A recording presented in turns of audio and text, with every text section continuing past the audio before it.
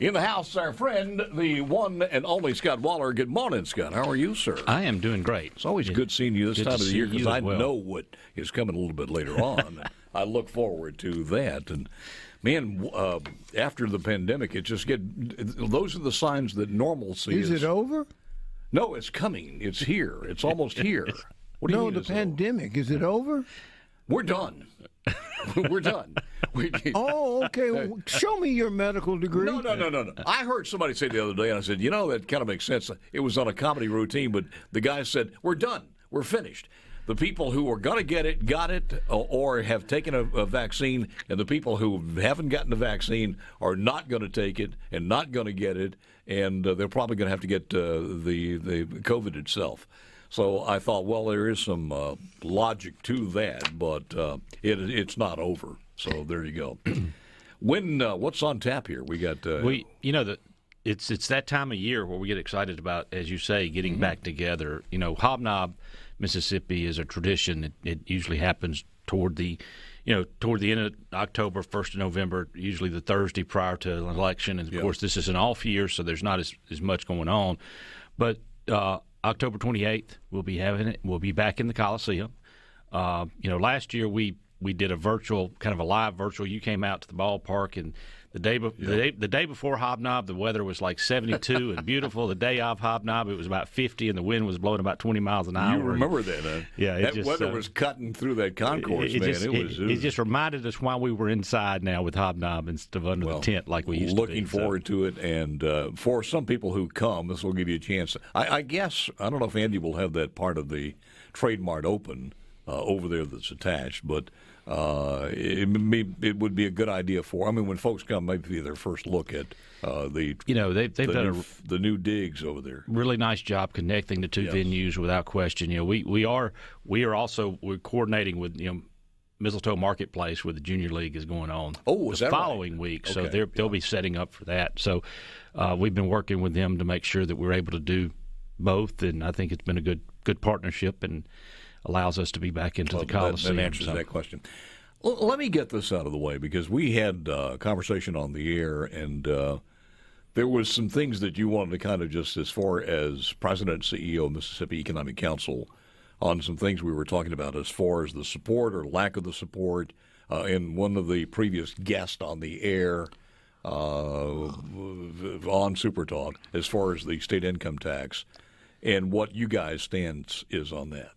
Well, and I'll be brief, because I think the bottom line is the elimination of the personal income tax, I think, is a very laudable goal. I think it's something we should be really focused on trying to, how do we get there? How do we make that happen? The point I made in the hearing was that there are still some things that we need to really focus on to avoid unintended consequences. And one of those is the fact that the most utilized tax incentive that we have in Mississippi is our jobs tax credit, the payroll tax credit.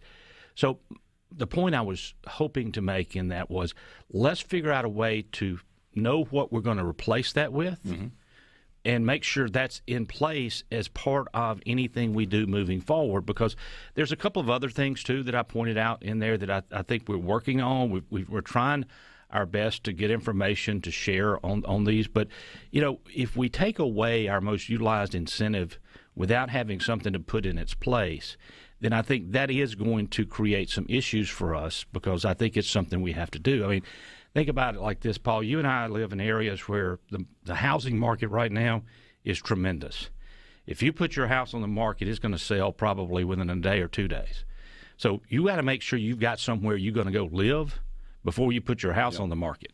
All I'm saying is, let's make sure we've got somewhere, we've got something in place that we know we want to do before we take away the other. And I think that was the point I was trying to make, and I think it got, I won't say it got misunderstood, but I just think that that's what I want to try to point out, is that let's work together to find these solutions. And then there's a couple of other things that whether it's, there's a couple other things I pointed out too that I want us to work with. But ideally, the thing I said at the beginning of my testimony and at the end of my testimony is, we want to work with y'all to find solutions. Yeah. Because we think this is something that is a very, good goal to remove the personal income tax. But I think we got to look at what's happening in other states, and is raising taxes really the right way to do it? So, I mean, I think there's some things we can do, and we want to work with them. It's just that was the point I was trying to make. Has the MEC or anybody made any recommendations how to fill that void if that's done away with? Well, I've reached out to economic developers. I think that the idea is to let's sit down and talk with them. Let's figure out what's happening in other states. Let's figure out what's happening in the states where they do not have a personal income tax, because the thing about it is not every state in the Southeast has done away with personal income tax, but you still see a lot of growth in Huntsville, Alabama. You see a lot of growth in Atlanta, Georgia. You see a lot of growth in other places.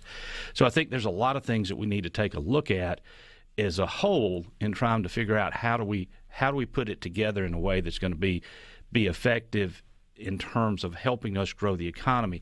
And what are the other things that we have to do? And are we doing enough in workforce development? I think we're making great progress today in workforce development with the office, the creation of the Office of Workforce Development, which is something MEC has pushed for 7+ years, and it finally is there. It's finally working. Ryan Miller is taking over that. He's taken the ball. He's run with it. There's a lot of good stuff that's happening right now. Yeah. And I think when it comes to it, the number one thing that employers are wanting to make sure they have is a good, solid workforce in order to either expand or bring those companies in. So I think as we went around the state just in the last, really for about 2.5 months, we were traveling the state doing our road shows, and that issue continues to be at the forefront of everything that we hear. And I think that's one of the issues we can build around that to get to where we want to be. I will say this, though. That workforce capability, and again, Scott Waller's and I got to be careful how I say this. Scott Waller's my guest, but we went from many years ago, the days prior to Nissan, you would never have a place where you put cars together in this state because we're too dumb to do it. We proved them wrong on that. And not only did we prove them wrong, we got another Toyota plant in there. We've got another tire company as far as some of the most modern facilities in the world as far as tires are concerned in Continental. Aeronautics. I can go on shipbuilding. So we've proved. And I don't know if we're that far behind. I wouldn't think from Alabama or Tennessee. Tennessee just got the electric plant. So I understand workforce development is something we always need to work on, don't get me wrong, but then you got to ask, what's the other ingredients? What are the other elements, I should say, that have us losing ground where some of these other states, you mentioned Huntsville, Alabama, some of these other places are growing? And a lot of times we don't want to say this, but we have been the butt boy of jokes and everything else and bullied so long that figures into it. We let other people tell our story. Absolutely. And we cannot continue to do that. Let me give you an example. We should have 500 years ago, certainly 400 years ago, maybe 400 or 40 years ago, catfish is probably one of the best things you could eat. We didn't eat catfish a lot on the market and market that simply because it had such a bad name. No.